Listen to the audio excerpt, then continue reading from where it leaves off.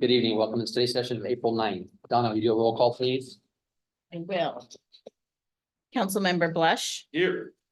Councilmember Sherman, Here. Councilmember Gutierrez, Here. Mayor Nesco, Here. Deputy Mayor Schmidt. Councilmember Stearns is joining us via Zoom. And Councilmember Gilmore. Here. Thank you, Donna. You're welcome. At this time, I'd like to turn the floor over to Deputy Mayor Thank you. Joe Schmidt. He has a statement to make. Yeah, hey, so we all run for city council. We have big hopes and dreams that we're gonna solve all of the problems of Shelton and fix them all, once we're elected. And then we get elected and reality kind of kicks in and we learn just how hard that is and how difficult, of a battle we kind of have to fight to just move the needle a little bit, here in our community. But running for office is a really unique, opportunity to kind of shape growth, solve problems and, advocate for people who don't have a voice or not much of a voice in our community. I've absolutely loved, the opportunity to serve as a city council member in Shelton. I feel like I approached it with a high degree of dedication and commitment, probably a little bit, too much at times, which kind of is leading me up to where I'm at today. Overall, I find myself kind of at a little bit of a crossroads, recently, especially, mostly where, my values and the values of, the community and the council, aren't fully in line, and that's okay. Because I think the other thing is when you're in a leadership position, it's important to realize, when it's time to step down and pass it on to somebody else, and hope that, their drive and motivation carries on and fresh set of eyes or brains on a problem, actually move the needle a little bit further.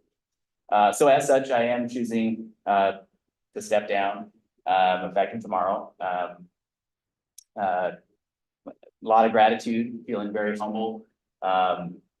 I'll also say the decision to step down, I'd like to get some personal time back. The balance between full-time job and full-time council job, I'll say, was tough, especially the last couple of years. It's been really tough, especially with some of the community divisiveness and challenges just nationally, globally.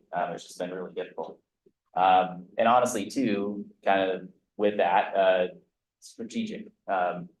Turning out for these positions, I wasn't intending on running for a third term. And turnout for people wanting to run for this is seemingly lower and lower each time. So the thought of stepping aside sooner than my term ending is somewhat strategic. The next person will get appointed, go through an appointment process, or just an open public process. Hopefully they'll like it and stick with it and get to know the job well and run for the position when the time is right. And again, it gives the community a good step, and not through a campaign process, but a nice open public process to select the next candidate.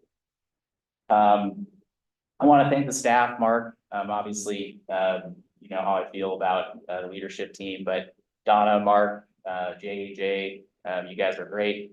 The millions of dollars in projects that we've completed in the last 6 years are incredible. With the staff, we didn't give you any extra staff, we didn't give you any extra revenue, but you guys pulled off some amazing feats, and I'm impressed, and I firmly believe we do it better in the small city than any of the other 250 something cities in Washington State. There's a lot of work left to do. And I'm confident now, that the city is actually on a good course. We have bumps in the road that are definitely gonna hit. We're looking at budget problems every other year, it seems like, but, we got good people and, like I said, I'm confident, that things are gonna go well.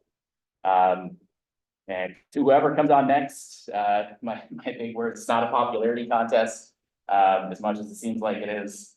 You're gonna have to make tough calls. You're gonna have to piss off friends and family members, or we're not gonna get anywhere. There's gonna be those moments and it's just gonna happen. Stand by your convictions, stay true to yourself in the community. And again, I'm very thankful for the time and, looking forward to moving on to other things and spending some movies in the park nights as opposed to other things. So, Again, thank you guys very much and see you around. Right. Well, Joe, I'd like to thank you for your service. We've been working together for 6 years on the council, 2 years mayor and deputy mayor. Yeah. We've not always agreed on issues or how to solve an issue, but we definitely respect each other's decisions, and sometimes we convince each other that our idea was better than the other, and I really appreciate that and respect you. I don't want to offend anybody, but I don't think anybody comes here more prepared than Joe for a meeting. But I really appreciate working with you and there's that's a big seat to fill. Thank you. So, I'm gonna miss a lot of your questions. yeah. A lot of your questions help me see things that I wouldn't have even known to ask before, and I will definitely miss that. You've just earned my respect for the past 2.5 years that I've known you, every day. And I've learned to trust, your information and what you bring. And, I hope that I can somehow, bring as much truth and thoughtfulness as you did to the position as you did. Thank you. Joe, you brought humanity to politics for me, believe it or not. You came from New York like I did. So you remember that those were just talking heads on the TV. And then when I came here and met that there was actually a real person that was running for office, that's why we went out there and waved signs with you. You know, you were a That's real right. person. Once upon a time, me and my kids were all out there with you, remember? That's right. You know, didn't know what They were little then. They were really little. right? Remember? Oh, yeah. We had a whole bunch of people out there. It was fun. Yeah, bro. You know, we didn't always agree on everything, but you know what? I tell you what, you stood up and you got a lot done. I appreciate you. Thank you. Thank you very much. Anybody else? I mean, we haven't worked together very long, but I've really appreciated the knowledge that you brought to the council and how prepared you've always been. You always are 100% in everything. I think that's going to be something that's really missed. So I think, but as the mayor said, huge shoes to fill. So Very much. Thanks, Tom. Yeah, you know, on behalf of staff, I'll speak. It's a change. We're used to, I'm used to change a lot around here. Yeah, Spending so much time here. But we're pretty resilient, staff, because of those changes and because of the nature of local government. You redirect, you keep, you know, or you keep moving forward and keep marching forward. I think that's what a couple of things Joe talked about. We've got a great staff here.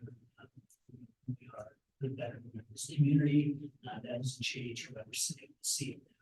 I will say that the proactive, pragmatic nature and approach that Joe has brought to this position has really been a benefit to the city and to staff. Part of it is his background, his current position. It's a different beast, right? This is unlike any other. It's different than anything else anybody's ever done is working in local government. Till you dive into it for a few years, it's hard to really imagine what it takes to move things forward, make it successful in the last few years. In the city, with love. That is the foundation. It's set.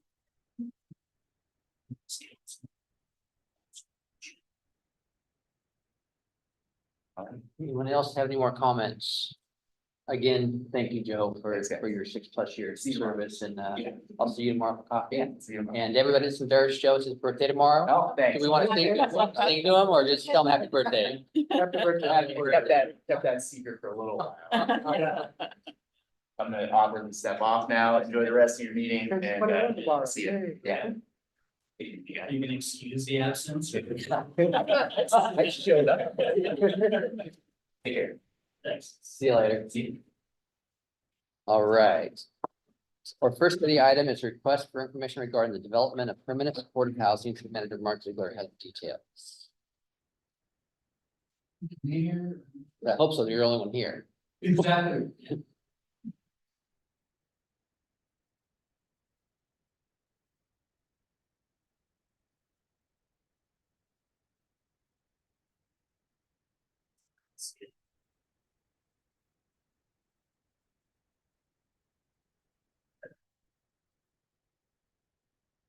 Okay, thank you very much. So the first item tonight is a request for information that has been drafted by Mason County in cooperation with city staff. So this is really born out of an interlocal agreement from 2019 that the city entered into with Mason County to collaborate on efforts to increase affordable housing in our community. So that was it really started with some funding opportunities through House Bill 1406, which was the collection or redirection of some existing sales tax revenues to local jurisdictions. It was about $18,000 a year is what was anticipated to be generated in 2019 for the city. The county had their opportunity to collect too, and so at that point, particularly with the Housing and Behavioral Health Board and Mason County Health being able to contribute funds to address homelessness and housing more efficiently than the city has set up, particularly that without any staff dedicated. We entered into that interlocal agreement to allow the county to collect those funds, pool those with theirs, and distribute those through efforts that are advised by the Behavioral Health and Housing Board that the mayor sits on right now. So this RFI is kind of born out of that project. This is an opportunity to seek information for permanent supportive housing within the area. It doesn't necessarily have to be the city, can be, but certainly this type of housing, usually apartment complexes, need the urban services that are possible in the city limits or close to the city. So it's more likely that it's located fairly close within the city or close to it, where there's urban services. The first step of this RFI is seeking information from providers that would be able to implement or have a plan to implement a permanent supportive housing project up to 40 units, again, somewhere within city or growth area, close proximity. But after that, it's pretty open-ended. What would you need to come and provide that service in the community? That RFI would be accepted, and then we would review in partnership with the county, Behavioral Health and Housing Board, those requests for information, those responses for the request for informations, and then a request for a proposal would be sought from that corporation, that individual, most likely group, entity, to further refine what kind of project that might look like. There has been priorities established by the Behavioral Health Advisory Board and the homeless response system, which is one, no families with minor children. No young adult transitional age youth 18 to 21 sleep outside. Hopefully we're making progress with Shelton Youth Connection with their units down here on 2nd Street, and then no seniors sleep outside. We'll see the incentives next. This is kind of where it gets more participatory and broad and more specific on what can be provided local community to incentivize these types of projects. What kind of funds would be required to be allocated to this type of project? Can we reduce some of our zoning code requirements? Maybe it's lot coverage, maybe it's parking requirements. A lot of these facilities don't have a lot of vehicles, right? Associated with a lot of people don't have cars, particularly if they're not, if they don't have housing, a lot of them don't have vehicles.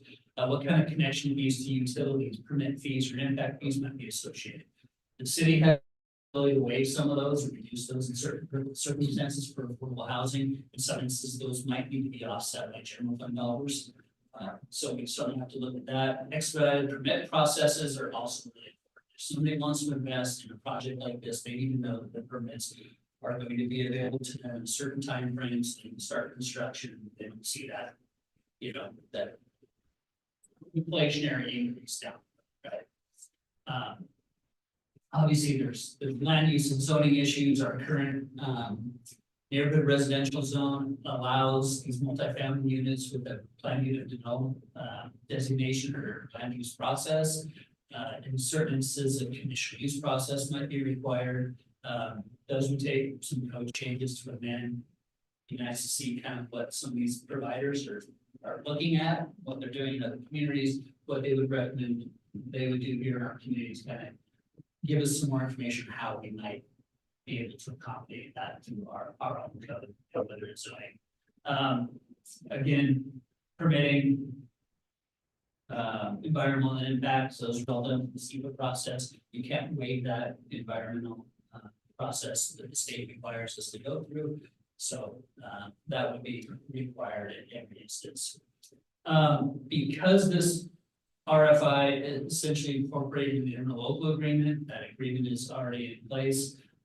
What I would basically inform or ask the council to do is that we move forward Mason County developing this RFI further for publication. There's some dates in here in early 2024, January, February, March 24, release of the request for proposal. Obviously we updated, but since we have the ILA in place, we have representation on the behavioral health and housing board. I think to work through this process, I think that we're already established. And if you have any questions at this point or comments, we can certainly add those to discussions with Mason County staff to further refine this RFI, getting this published out to providers and see what kind of opportunities are in this community. Any questions? Comments or questions? Certainly will. What's the definition of supportive housing? There's an element of case management. And this is really just, we're going out looking for information. This is not, we're not got this big plan. We're just seeing what's out there. What can somebody bring to us, Shelton, for affordable housing, supportive housing? It doesn't bind the city Yeah. in any way through this RFI Yeah. process. Yeah, to be clear, that's a great. Ju- We're not bound with Yeah. the information. You might not get a response. We refine our RFI and go through a different process. If the respondents get back to us in the RFI process, that we really need property, we need 5 or 10 acres within an urban environment that have utilities at their doorstep before, we even consider bringing a facility like this to the community. Great. We come back to the council, we look at options, we work with Mason County, where our property is available, what kind of utility services available, what kind of funding is available. Do we need state grant funds? Does the county have some funds already available to them? What kind of partnerships can be developed with these potential providers? I think it just gets us kind of off the ground, because we've never done this before. Frankly, it's ground territory. So how does this information get out to potential organizations? So Mason County, through the Department of Health, their housing staff have contacts with these organizations. We've reached out to other communities that have that may have information regionally for organizations. There's Interfaith Works and Catholic Community Services and BI. Organizations like that that are well known in the community in the region that certainly would be most likely to come here. You're probably not recruiting somebody from outside of Western Washington. So those organizations will be sought out specifically and targeted with the RFI. Yeah, Mark and I had a meeting with Peninsula Alliance. that does affordable housing projects, and they're interested in coming to Mason County as well. Maybe they might be interested in this RFI and responding to this RFI as well, so. So you send them an email or a letter, or how does that exactly work? Yeah, you find the contact and most likely it's an email with this RFI specifically attached, so the instructions on what we would want to see in a response. That would fit into the art. Yeah. Absolutely. They definitely have some money for it too. They know where to get the rest of it. Yeah. They're not called the ARC anymore. That's where they combine the Peninsula. Oh, is that what that is? Yeah. So the Peninsula Alliance. Okay, yeah, no idea. But Other yes, management. absolutely, their VP of housing was here last week. Met briefly with the mayor and I, and that's specifically why they visited the community, is see what kind of opportunities for to provide housing for individuals with disabilities. They have a 30-unit complex in Bremerton right now. That they own, manage, and operate, and they're looking to expand their services into Mason County. Again, a little generic right now. Right. It's a little broad, right? But the hope is that this starts getting refined as we bring partners, potential partners, and individuals that have been involved in these processes before and have waded through these waters. And they can help us kind of refine this to a point where we can get out a request for proposals, get a more refined proposal, and help we're actually able to provide. That's facilitate a project. And we know the housing is needed. Yeah, I'm supportive. So if they do respond, and obviously most of them have experience in this, they probably have already done this in other places. Can we do like a little field trip to go check them out? I mean, maybe not all of us together, but. Yeah, reference check and. Right, just kind of look at it and see, Oh, yeah. yeah, okay. Yeah, I think certainly you want to see how operations are conducted in other communities. Right. That's Yeah. part of the selection. Yeah, just so early in the process, Right. an RFI Yeah. is not anything close to building a site somewhere. Yeah. What we'll do is, we'll provide regular updates to the council. You won't have to necessarily get behavioral health and house support. So, we'll put together a timeline with some benchmarks and be able to provide that to council. It might be emailed out if there's nothing, it's just informational purposes, but if there's leading up to decision, we'll go through the normal briefing and agenda process with council. If there's going to be any decisions that will be asked of council. Right. I'm supportive. Supportive. We obviously need housing. so. Member Blush. Supportive of moving. Oh, yes, sir. There you go. All right. Okay, our next item for Mark is the council protocol manual.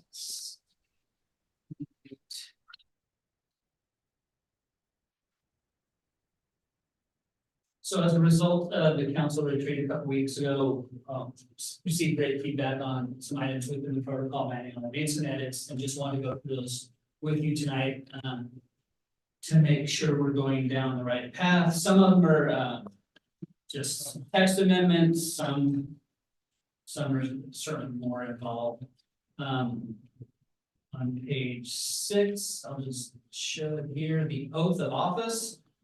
We had a different oath of office within the protocol manual that was being used most recently, so we're updating that to the current practice.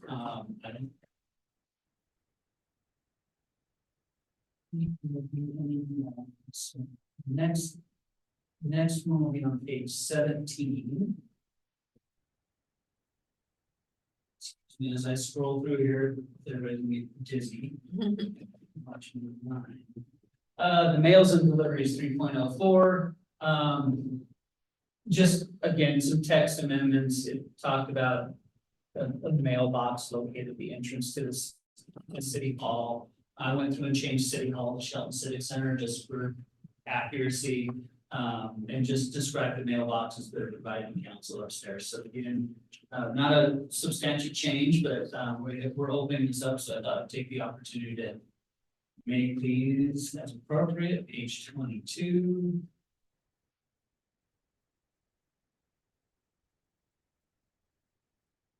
Proclamations, as I was doing some research with other communities, and in the past, we've had some questions about how proclamations came to the council. Some other communities actually have a formal application process where a member of the community can fill out an application, request a proclamation to be added to the agenda. So we consider that the agenda. Again, proclamations are eventually ceremonial, not necessarily statements to the council. But if this is more of a question for you tonight, if you'd like to have a more formal process and an application, a couple of the applications I looked at were, it asks for a member of the organization or group or individuals that were making the application to attend. To attend the public meeting and be present for that. Otherwise, it just asks for your basic information. What the proclamation is, who's writing it, what might be benefit to the community making that proclamation. They can apply, they'll be able to apply for online or something. Yeah, like that. exactly right. It gives staff a little more certainty in how to develop these. You know, sometimes it's just an email that comes in or, you know, they contact the mayor, but this just gives some certainty and some process. So we can follow that through from the time we receive that, that notice until the actual date where it's on the agenda. Yeah, if there's a standard way to do that, I think that's. Yeah, I don't have a problem with that. Yeah, The current process is just sort of we receive an email or. you got it. Right, so this Yeah. kind of streamlines Focus it. on that. Okay. Yeah, I normally get a phone call like from, and they say, oh, can we do a proclamation? I'll say, send us a sample one, I'll send it to Mark, Yeah, Mark, exactly. Donna will. So now we'll have an like, actual yeah. process, and I think that's probably better to do it that way. I'm supportive of Hijacked me. the application process. Somebody hijacked it. Page 28. We talked about remote attendance.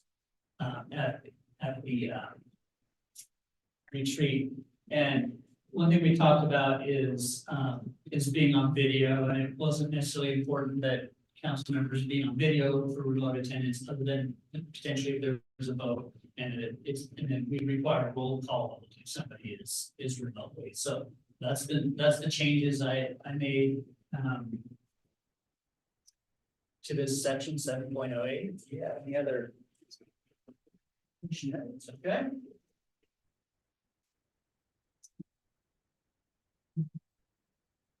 And page 29, there's again some text edits from City Hall Civic Center.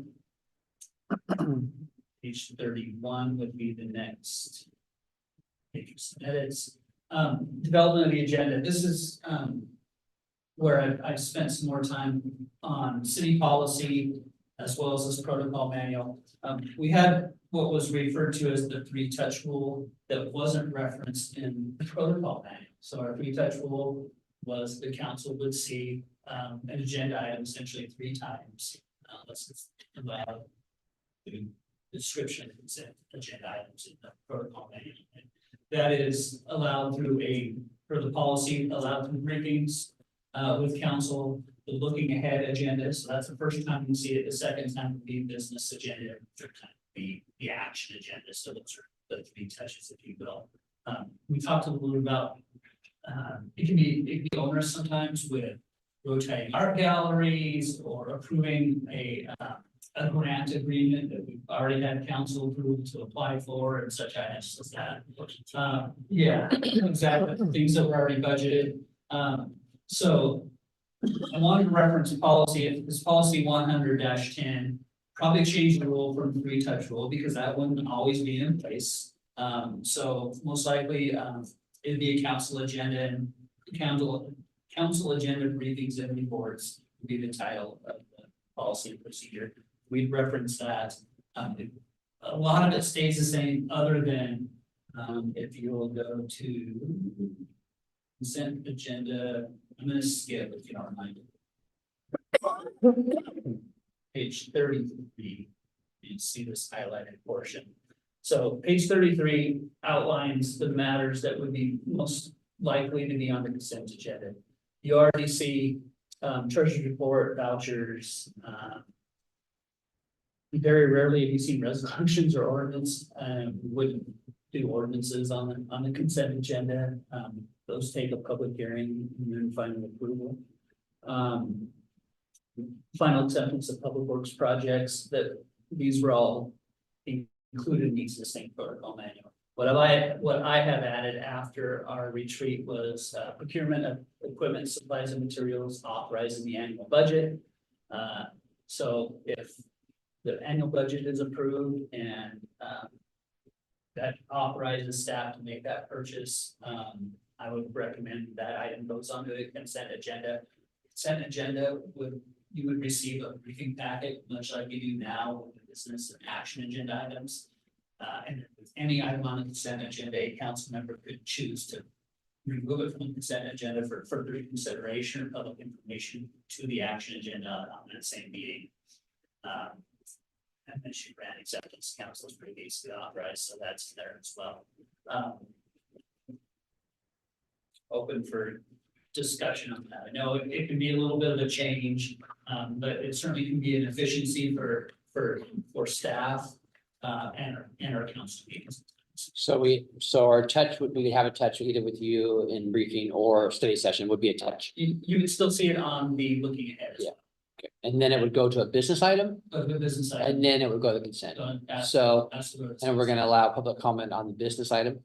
No, yeah, we'd allow comment on the action agenda only is what we discussed. So we would be pulling it off then to, if people want to make comments. So So, the action agenda, and then you could have public comment for each action agenda item, correct? Too much as we do now. okay, I just got lost again. That's fine, sorry. So, okay, so we have the business item. And then the motion is, I'd like to move this to the action agenda for next week or 2 weeks. So 2 weeks comes and we have it on the action agenda or the consent agenda, then it's a vote. If there's no discussion. Unless So- we move by one council member. So when does the public get to comment on that?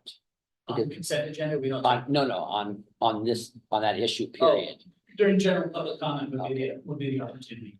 Aren't all of these items also already covered because it's either a grant that we agreed to apply for so the public could comment then, or a budget item that we've agreed to pay for so that they could comment then, right? They've essentially been approved by council already. Yeah. Yeah, that's the intent, right? We've already gone through a process for approval and public comment at that point. It is. I'll give you for example, well, not a perfect example, but the last couple of weeks, we've approved several grants. The $1.8 million for the Ingleside Reservoir Project, the 3.6 million for Highway North. The numbers escape me. Joe was here, he would It's know. over, yeah, it's over 3 million. So we've approved those grant applications. Yeah. Right, and then we've gone to make those monies real, it takes us a month. And we're getting the state hounding us to sign the contract documents, sign the grant documents, make these things real. Staff can hire the consultants as we put these projects, in motion. And if you've already approved that grant, for the $1.8 million reservoir, project, that would go to the consent agenda for approval by council. If council wanted to discuss that further, you would move it to the action agenda that night, so we could still move it through the process and get approval. And So we'll skip the business agenda. pardon me? It would skip the business agenda. Correct, yes. Again, this is your process. We're certainly willing to, move it forward as you. Funding As you as we go. need, As- let the funding come in as we need it, as we can get it. Yeah, I just want to make sure the public still has an opportunity to speak on anything that we're talking about. Yeah. So they come in, they got their 3 minutes and then they want to talk about. They want to talk about the $1.9 million water project, and that's it, 3 minutes, boom, done, and we move on to the next item. Okay. Okay, because now we say any item that's not on the agenda you can talk about. Now it'll be any city business item you can talk about. It says any, it Okay. says, actually, the open public comment is any issue you put before the council. It's not on the agenda. Okay. Is how our public comment descriptions. So we'll be changing that because now we're gonna not allow public comment on action or business, or there is not. No, action still has, every item has a public comment portion. That's not changing. But if we're moving stuff to the consent agenda, at what point are they talking about that?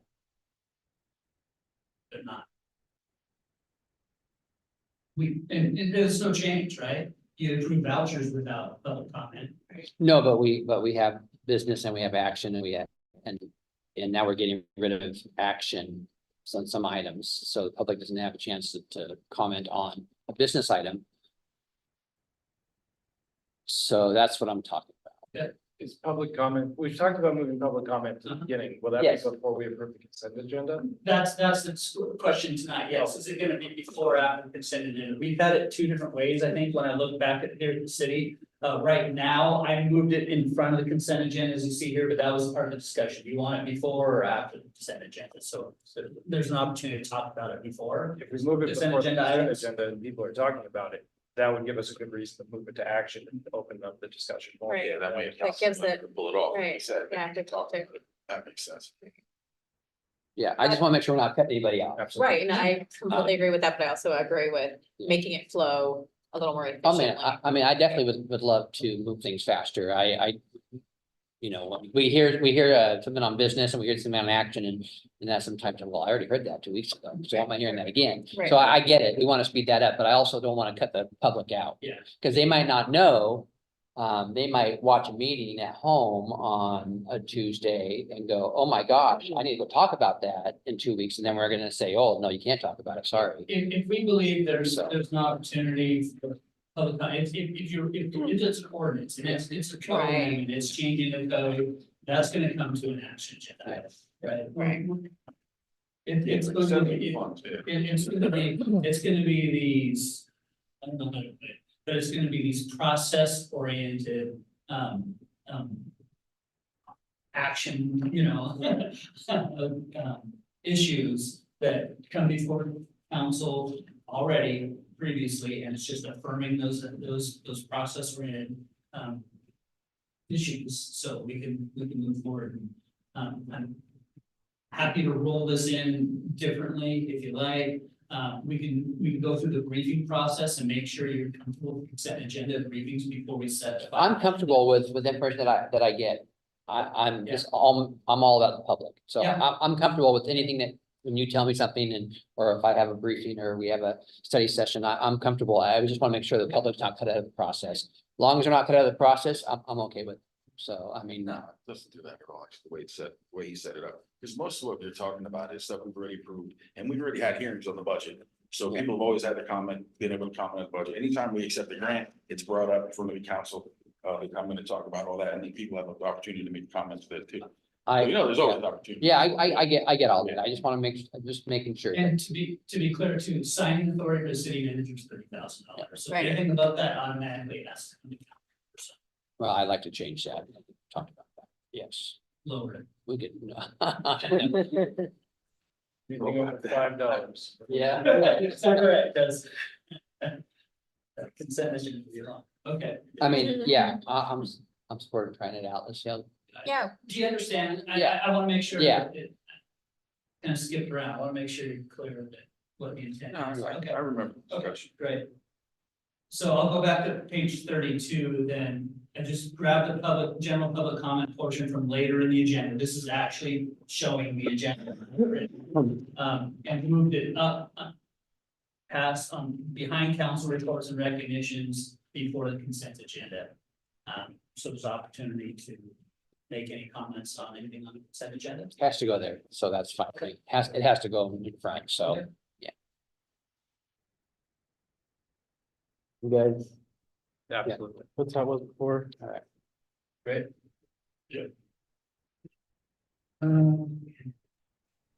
yeah, moving the discussion to the end of the meeting, the theory back then was so people could, at the end, maybe the council could answer some questions. You know, people would have questions about the whole agenda and the council could answer, but we really never really kind of got to that, so.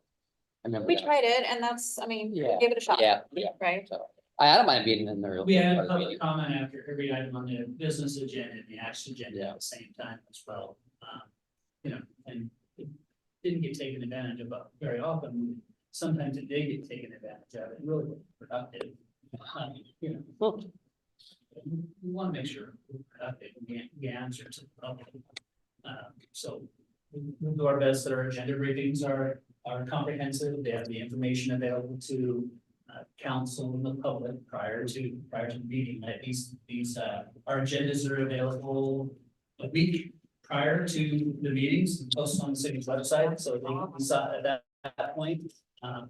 Happy to see, you know, questions. I can be sought out for questions regarding that agenda. If it's something that comes up on the consent agenda that you know, is of concern to the public, I'll certainly let council know, and we can take the opportunity to put that to the action agenda that night for further consideration and public comment. Great. down to page 44.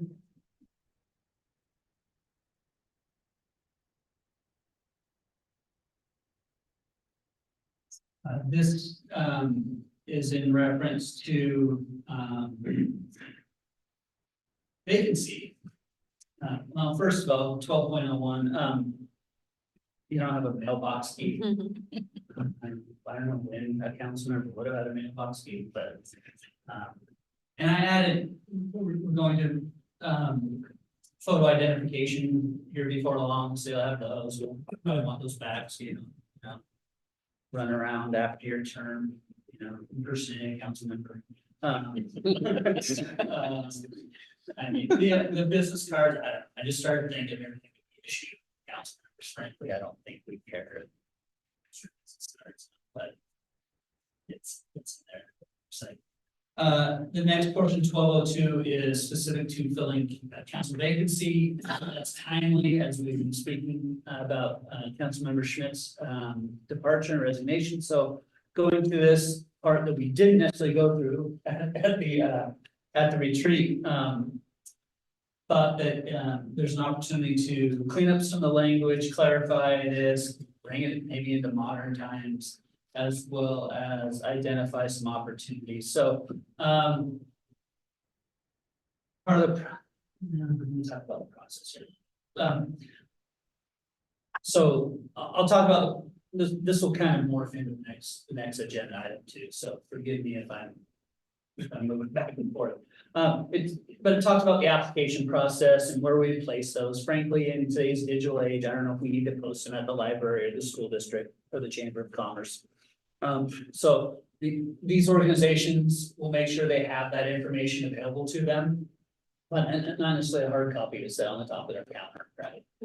They'll be able to have a link to the city's website for all the information here. So I just thought that was worth clarifying, because if we did leave that in there, certainly staff would go through those efforts to place those, you know, at those locations, because this is the council protocol manual, we follow that every instance possible.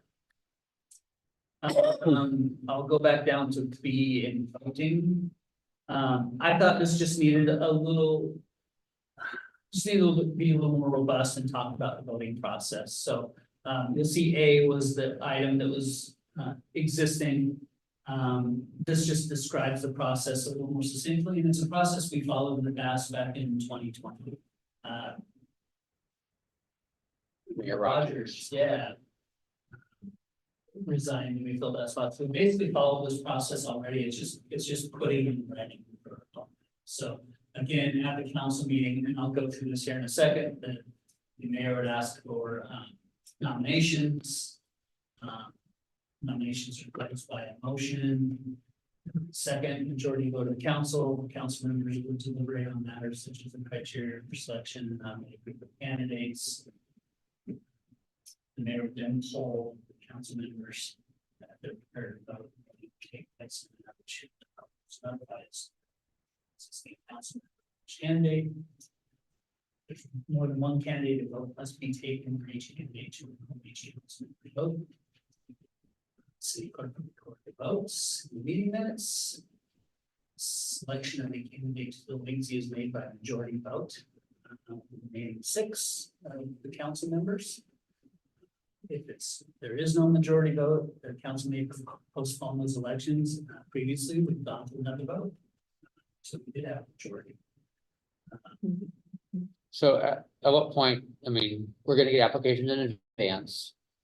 You know, whether we have 2 or 10. Yeah. We're gonna go through those and then we're gonna go into like an executive session and discuss those. Let me talk about the process Okay. here. Yeah, that's next. Sorry, it's Okay. kind of got, yeah. Okay. I'll talk about the process leading up to the interview next. Okay. If you don't mind. So the term, again, I'll talk about that next, but the term essentially fulfilled most of the term of the council membership. The difference is at the election in 2025, the candidate that's elected at that office, once the election is certified, they would do their term of office. And usually it's November, about 3 weeks after the election. So the person appointed would actually vacate that seat before the end of the year. That's for RCW. And if you don't appoint a qualified person to fill the vacancy within 90 days of the vacancy, the county commissioners will appoint a person to fill the vacancy. Interesting. So, I guess any more comments on protocol, I can move more specifically into the selection of vacancy. We're gonna move on. Yeah. That's good. Okay. Thanks so much. That certainly helps staff as well, having that protocol manual, be more specific, allows council and staff, the certainty for processes. Well, and if somebody asks, it's right there. Yeah.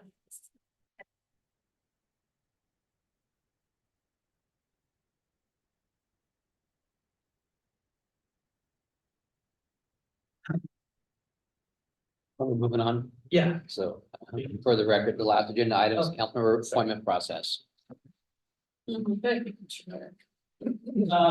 So as we talked about, we'll have a vacancy within council as of tomorrow. Councilman Schmidt, as I said, RCW 42-12-010 outlines that the council has 90 days to appoint a replacement over the county commission, and fill that vacancy. The term is through the 2025 general election certification. So appointment, whatever date that may be, that person fills through the certification of that general election 25. So I think it's May when you declare, right, for candidacy, file for candidacy.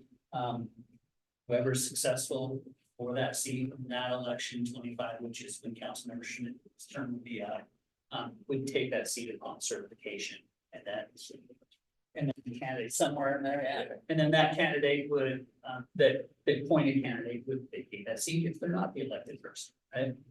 One could be. Yeah. So again, for RCW, the council appoints the individual that would fill the seat. The protocol manual indicates that the staff will develop a display advertisement in the local paper. So not a legal ad, but a display advertisement that would have the specific information on council member seat available, how to apply, and candidacy requirements essentially. And then a link to an application that would be available on the city's website.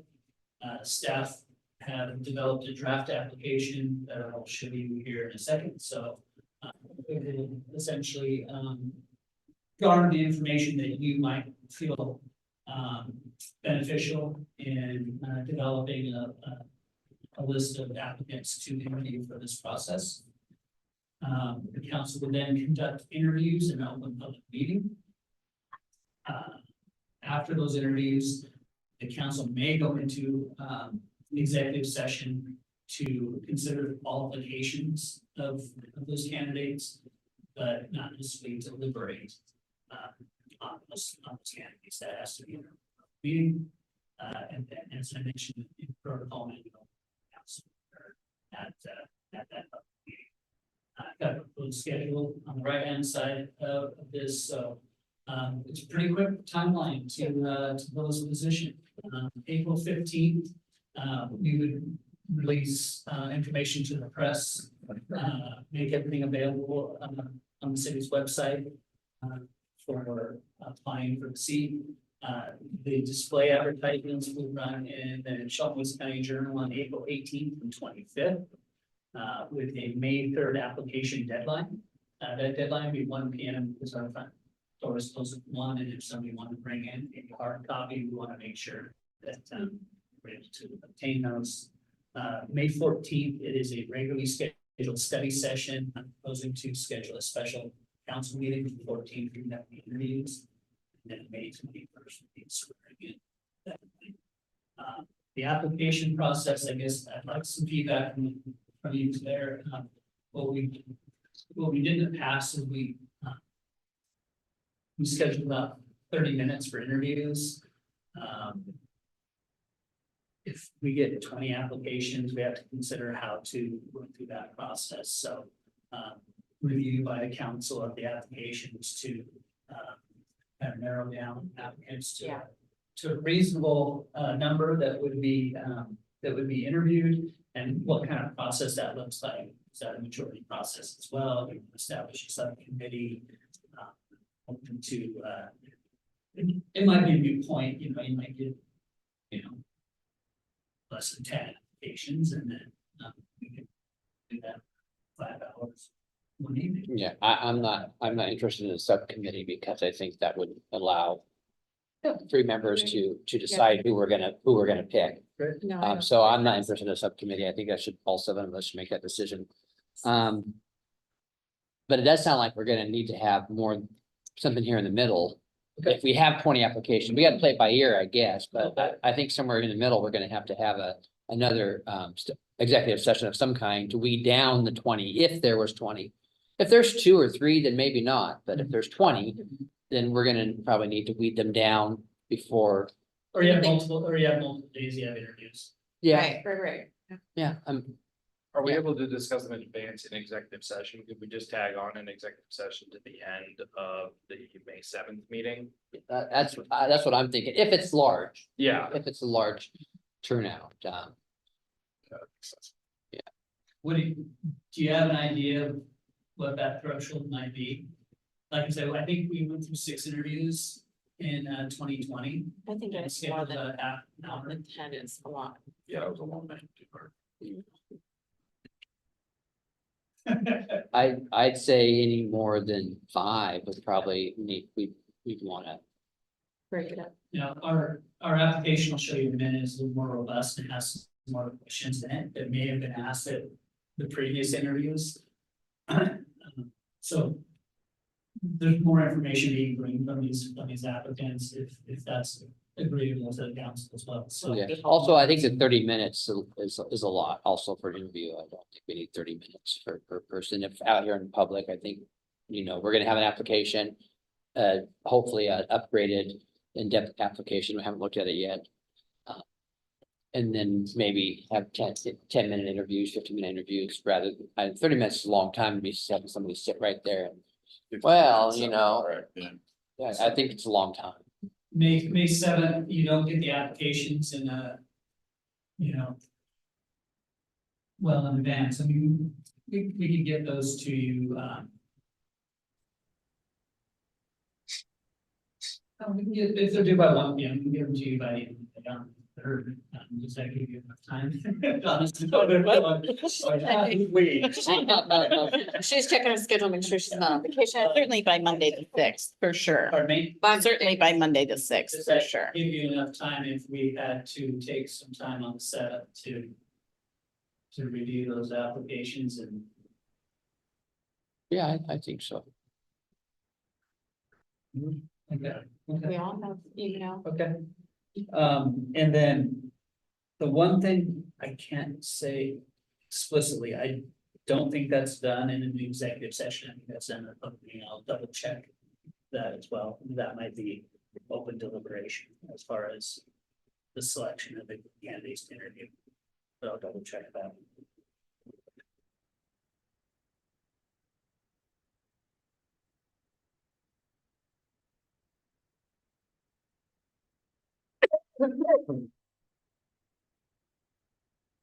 Else on the schedule.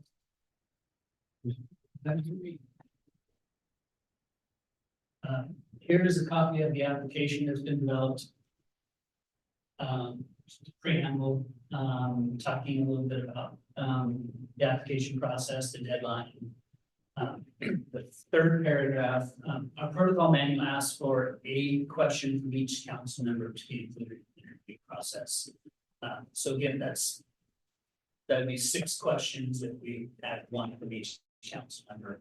The one thing we did with the application is some of the more generic questions are added to the application. Why do you want to be a council member, right? You should have that's pretty specific. But the opportunity to ask questions that are specific, you know, to the council's role, their policy, their budget. You know, how would you approach, you know, pavement preservation programs, infrastructure projects, public safety, economic development? Those are just kind of topics that I think are important to maybe vet out through that interview process, as you'll see there. Open Public Meetings Act, Public Records Act, as you know, you've been through the training with our city attorney, are specific and great source or liability risk to the city, so it's important those are followed. I'm not so sure that anybody from the general public will have a lot of knowledge of those coming in. It's our job to train new council members. But those are just some of, you know, general topics I think would be interesting to address with applicants. As we go down, the typical name, mailing address, length of time, current address. If you live to your current address list here, please list address, state how long you lived in those residences. The residency requirement is specific. It is 1 year residency in the city limits and a registered voter. So those are residency requirements for the council position. So if somebody, you know, moved within the city, they can certainly list those addresses so that can be verified. Contact information. One thing I want to make clear at the beginning of this, or right here, this document would become public record once it's submitted to the city, so it's discoverable to the general public. So we made that clear in disclaimer that if you don't want that's some of that specific information, that you certainly find another alternative or ask staff for guidance. Employment history, any volunteer experience. Again, registered voter, continues to reside in the city limits. Convicted of anything like a traffic violation, traffic infraction, sorry.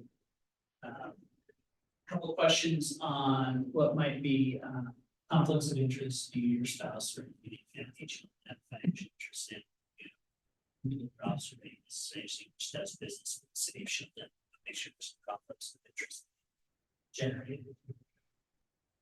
Appointments. There's the general questions. Why are you interested in serving in this position? What you feel is the primary responsibility of the council? Have you ever attended a council meeting at the Shelton City Council?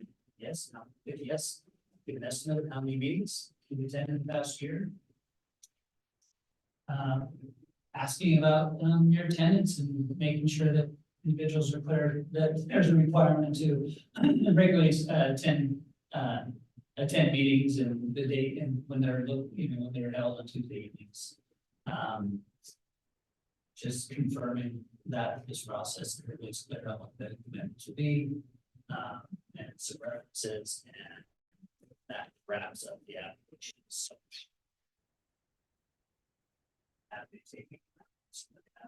I think that presentation is great. I was wondering about the questions. Can we have more than one, or is RCW just one? No, that's our protocol manual. So that certainly could be addressed if.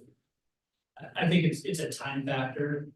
If you have 6 questions, you're giving 5 minutes per, that's, you know, to answer that's your 30-minute, you know, time frame. So, so up to council. Introduction anyway. Pardon me? Come in and give an introduction anyway. I think that was how it started. That's certainly part. Yeah, That's what I mean. So come up and do that. That way you get a feel and then you know what you want to ask. Oh, We yeah. need to ask the same questions to each Yeah. candidate. We can't deviate from. Oh, okay. So if I were to ask a question, I'd need to ask it to. Correct. Are they all in the room at the same time? They could be, yeah. But actually, no, we want to keep this, so they don't have the questions. Right, that's what I was, if, Sorry, yes. okay, I was like, if they Oh, hear this person's answer, then they could just piggyback. Yeah, and then we'll have some communications, we'll ask you a lot of the honor system not to follow online. You know, the question and answer are going, so it's fair, it's unbiased. We all sat out there together last time. Yeah. At the same table, so there wasn't anybody looking. Yeah, exactly, yeah, No cheating. yeah. Obviously, I can ask for questions over the next week. Receive those questions from council members, provide those back to you for review. If you want, it's up to you. If you want to submit more than one, we certainly can provide a comprehensive list and then make a decision on how many it's, Well, I'd be more interested in them answering a question that we ask them, and then maybe as a follow-up question. and that's fine.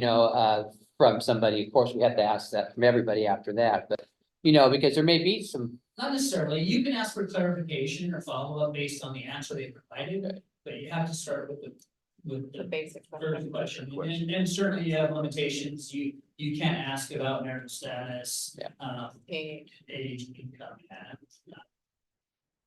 and we'll provide that.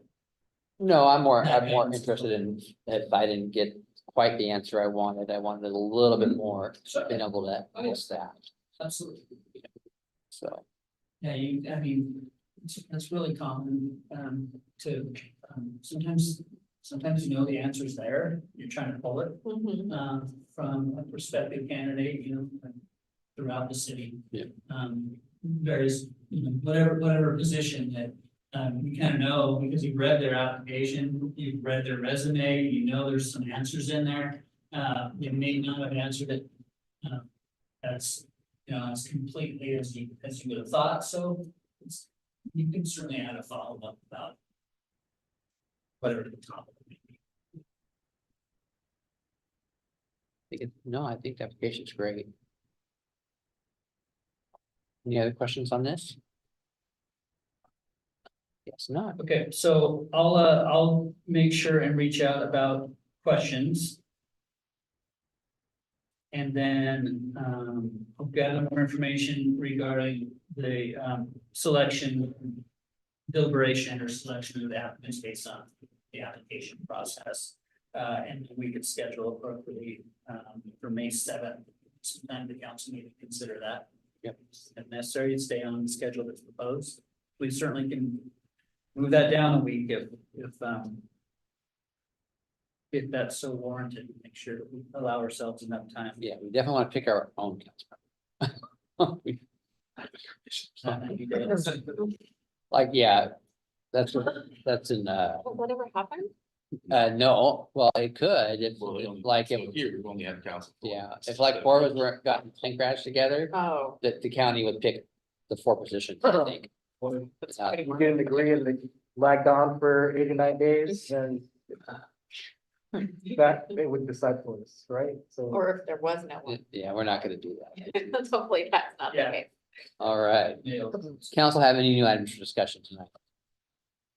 Did we work on think about that dog? I've got, if you don't mind discussing Oh. that a little bit. I don't, since that was my idea. So, Mr. Mayor, at last week's meeting, brought up adoption fees and made a donation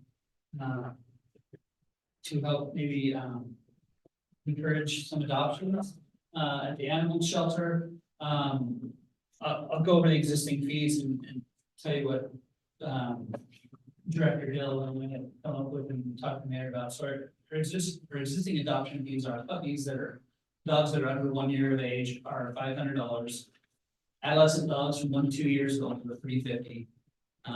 Small dogs that are adults over that 2 years of age, and under 21 pounds are $300, and other adult dogs are $100.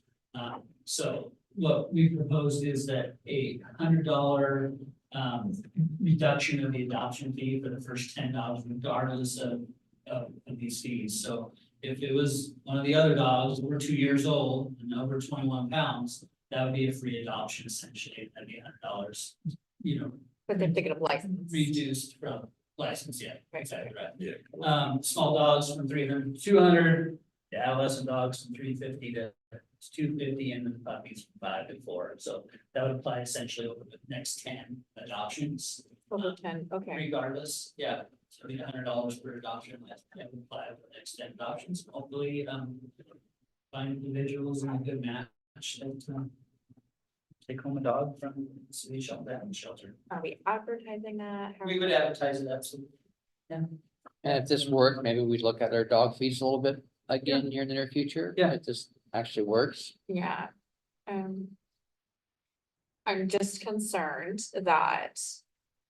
Like, if you're just giving them a dog, are they gonna wind up not being able to afford vet fees and dog food and those types of things? So that's my only concern. I'm definitely not saying no. I'm just, a little worried about that.